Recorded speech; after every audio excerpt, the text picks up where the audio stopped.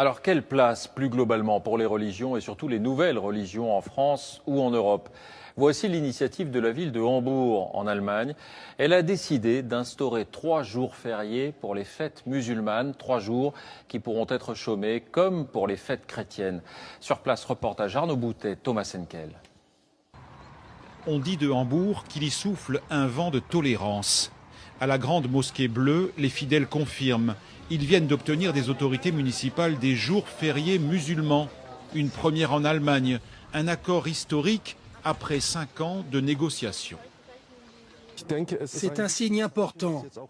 La mairie nous a dit, vous les musulmans, vous faites partie de la ville. Cela va favoriser la compréhension des deux côtés, je crois. Les 130 000 musulmans de la cité portuaire pourront s'absenter 3 jours par an afin de célébrer une fête islamique. Dans cette mosquée, la plupart des visiteurs non musulmans s'en félicitent. Comment l'Allemagne peut-elle bénéficier de la culture musulmane? Pour moi, c'est ça la question. Il faut arrêter de jouer à se faire peur, comme le font certains. Cela va encourager la tolérance et faire taire les conservateurs qui refusent tout changement. Ce sont eux les plus agressifs, mais il y en a peu.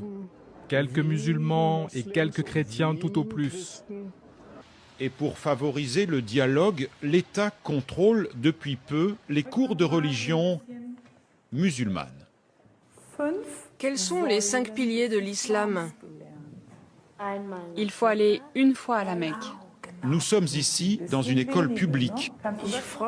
Je me réjouis d'apprendre qui sont les prophètes. Moi, j'apprends l'écriture arabe et je vais pouvoir lire le Coran. Le professeur et les élèves sont musulmans. Cet enseignement de la foi demeure facultatif. Il associe la religion au principe de la démocratie. Une quarantaine d'établissements tentent l'expérience à l'ouest du pays et d'autres devraient suivre. Et avec la reconnaissance des jours fériés, c'est là un nouveau pari sur l'intégration.